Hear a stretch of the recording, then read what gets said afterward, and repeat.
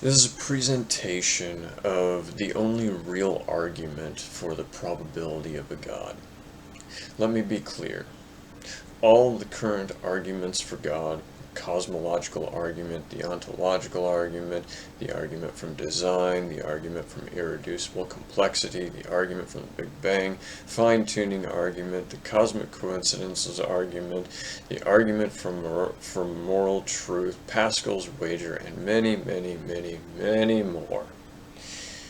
Atheists have heard all these arguments before. If you honestly believe that you are bringing something new, you are simple-minded. Trust me, if they are new to you, they are merely new to you. You need to understand, atheists have heard all of these arguments thrown at them constantly.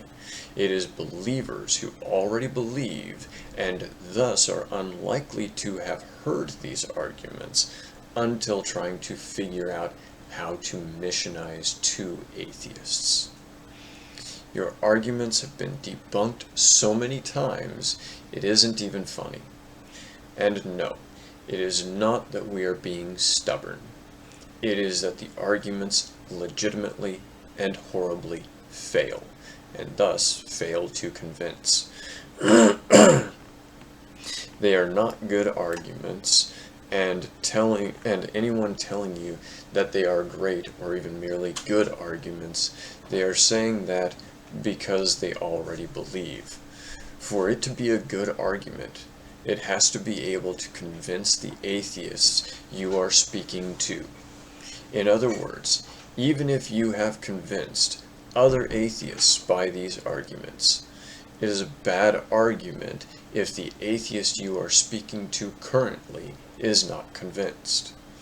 So, claiming that it was good enough for all those other supposed atheists which you converted, it means nothing to the one you are speaking to. Maybe the other atheists didn't have certain information. Maybe they already believed and just needed some added push. Maybe those other atheists didn't do the real. After all, there are countless theists who will claim a number of things that just did not happen. You need to be able to come up with something that no one has heard before. Just Google arguments for God, and don't use any of those. But use those as a testing board to compare with your argument, to recognize if they have or have not ever been used. The only good argument for the existence of a God is this.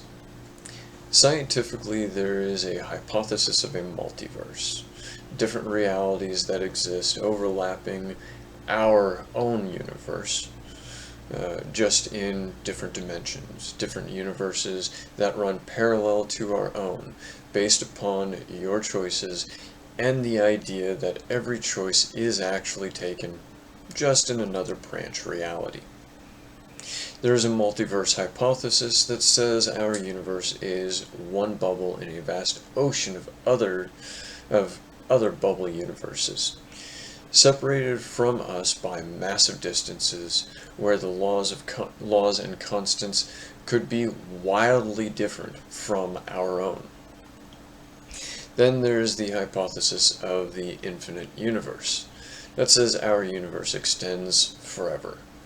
In this concept, if you travel far enough through the universe, you will eventually find another galaxy structure exactly like ours, which has a solar system exactly like ours, with a third rock from the sun exactly like ours, with all the diverse species just like ours, with another you that merely had something different for breakfast. This concept says travel far enough and you will find hundreds, thousands, tens of thousands of different variations of yourself. All have made different choices. In fact, every different choice that could have possibly ever been made. or every possible variation for this planet exists somewhere out there in the vast, endless, infinite space. What this means simply between these three ideas is that every story ever told, every reality ever imagined, every Jean-Luc Picard, every Luke Skywalker, every Daniel Jackson, Harry Potter, Frodo Baggins, Bran Stark, Doctor Strange, etc. All of them have happened in some universe, and even will happen again in another universe. If we had the technology, we could literally find a universe where Anakin Skywalker has just started fighting in the Clone Wars. What this means ultimately is that gods are real.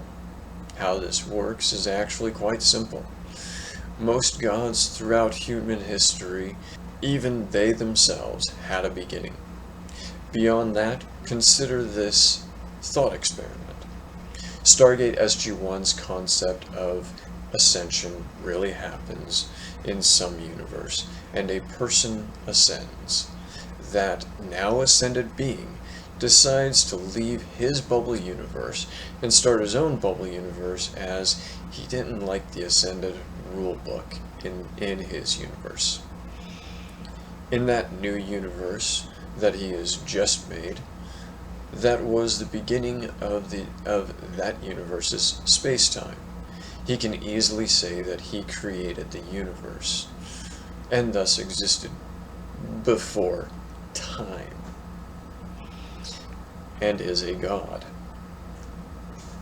Simply put, in this understanding, every god exists.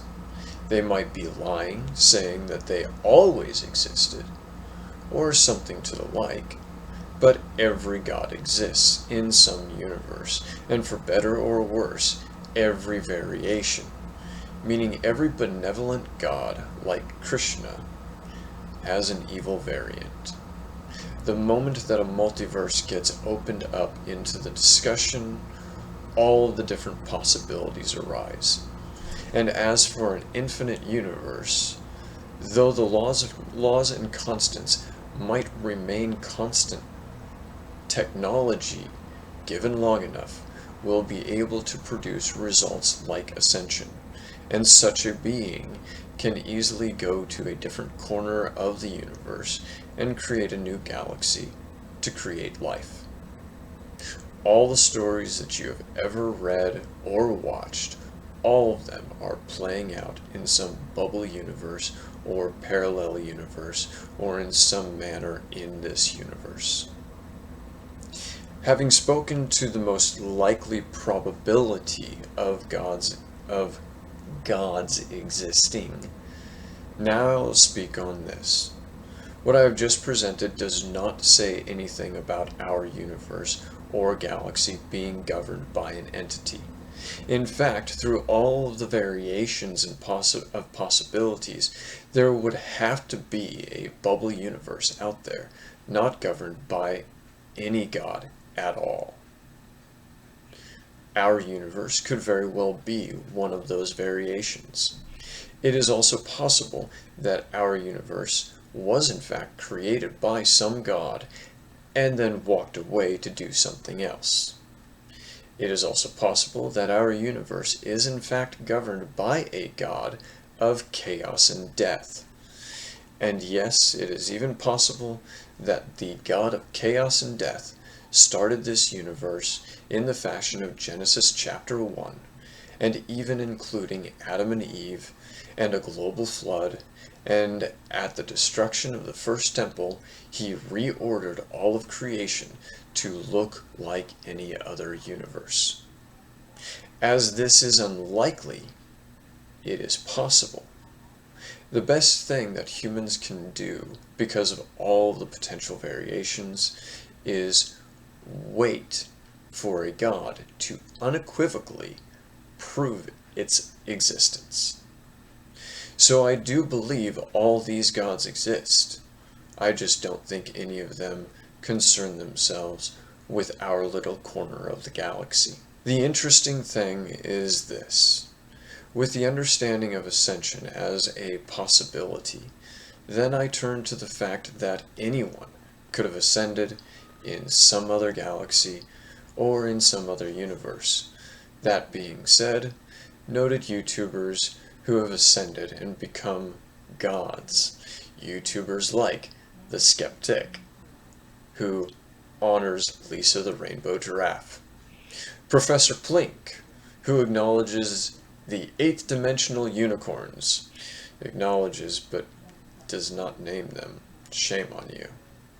Sir Sick, Creaky Blinder, Undoomed, Logicked, Genetically Modified Skeptic, and Paulogia.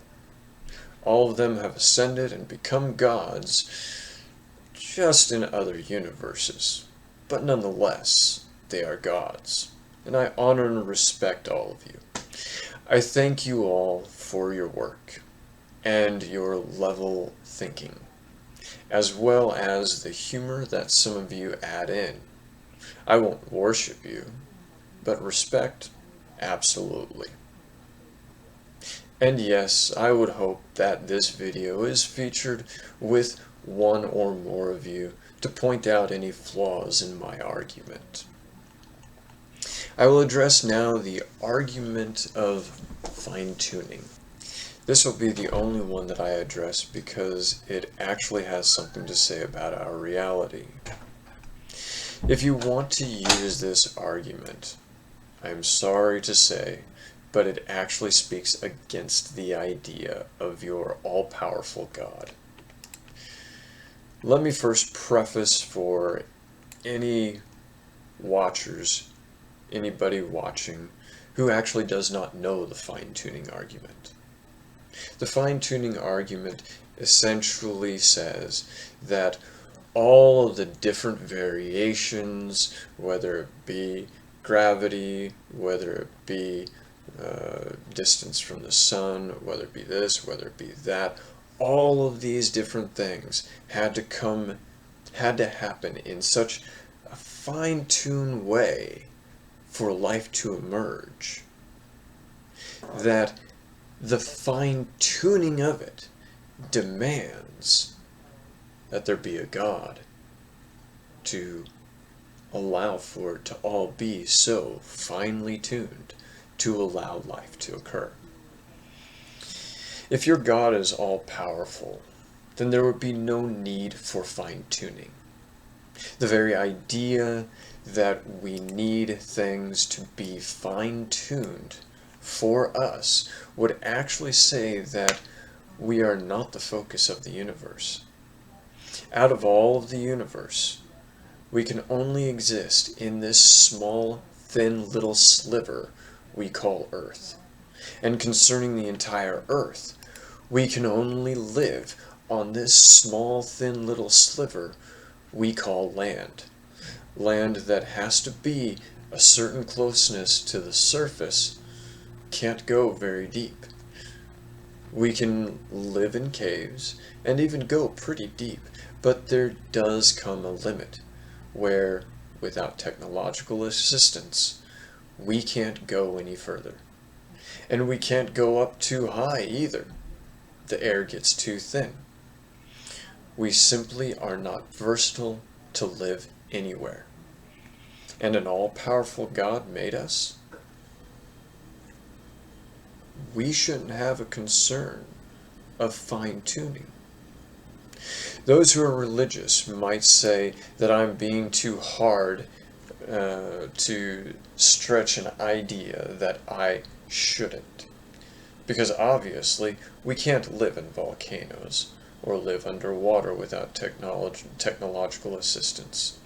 If we are the focus of creation, or the focus of an all-powerful God, humans should not be subject to needing things to be fine-tuned. If we need fine-tuning, this is not the result of an all-powerful God who has the ability to make life work under any conditions. And if he can't do that, he isn't all-powerful. But interestingly enough, there is a creature. I speak of here the tardigrade, known colloquially as water bears, or moss piglets, which I had never heard of until wanting to make this video and making a script for it. They have been found in diverse regions of Earth's biospheres, mountains, deep sea, tropical rainforest, and the Antarctic. Tardigrades are among the most resilient animals known, with individual species able to survive extreme conditions such as exposure to extreme temperatures and extreme pressures, both high and low. They have been found in lush green fields, in swamps, in deserts, being found to have survived 200 years with no food or water. A single tardigrade not having food or water for 200 years. As already said, in the deep sea, without air to breathe, they can survive down to 0.01 Kelvin, or negative 460 degrees Fahrenheit, 273 degrees Celsius, and up to 420 Kelvin, 300 degrees Fahrenheit, or 150 degrees Celsius. We have taken these things into space and exposed them to the vacuum of solar radiation and complete lack of air, and these things still survive. I would say if there is a God that governs our universe, it would be Geneko, the god of the tardigrades. Either that, or from Stargate Atlantis, there was an individual named Janus. He created a time machine. Now, ascension is interesting. Controlling nature is easy once ascended. So anything that you figured out how to do before ascension of bending nature using technology, once ascended, you can do it without technology. You know how to bend nature. Since Janus figured out time travel before ascension, he could do it on his own once ascended. I hold firm that chances are Janus, once ascended, he traveled back in time to the moment he thought was about 30 seconds before the expansion of the Big Bang, interested in witnessing firsthand the first moments of the universe. Sadly, what he failed to take into consideration was his added energy. His energy would end up causing the very expansion that he was wanting to witness. So, the moment he arrived, his energy became entangled with all the energy and matter of the universe and began to expand. What this means is that while the Ori and Alterans were one people, the Ori becoming very religious, who were they worshipping? They were unknowingly worshipping Janus. Of course, Janus wouldn't have interacted with anyone, but he would explain the reason that there is actually order in the cosmic microwave background radiation that the ancients picked up and deemed too ordered to have occurred naturally. But Janus isn't necessarily controlling anything, as furthering the idea of evolution. My ultimate stance is there is probably a God, but unless it comes to me directly, it doesn't want my worship, and thus I am not going to concern myself with it. The probability of a God existing is far more likely than not, concerning everything that I have said. But none of this speaks to the definitive stance of there being a God here for this universe. Neither does it speak to what the personality of that God might be. If I am important to God, then he will come to me himself. If he himself does not come to me, then I am not important to him. Since all humans would be like children to God, if God sends one of his children to me, then God really doesn't care about me.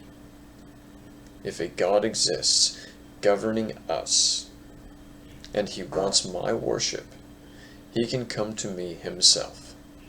And if he doesn't care about me. So I won't bother him, constantly speaking to him. I will leave him alone until he doesn't leave me alone.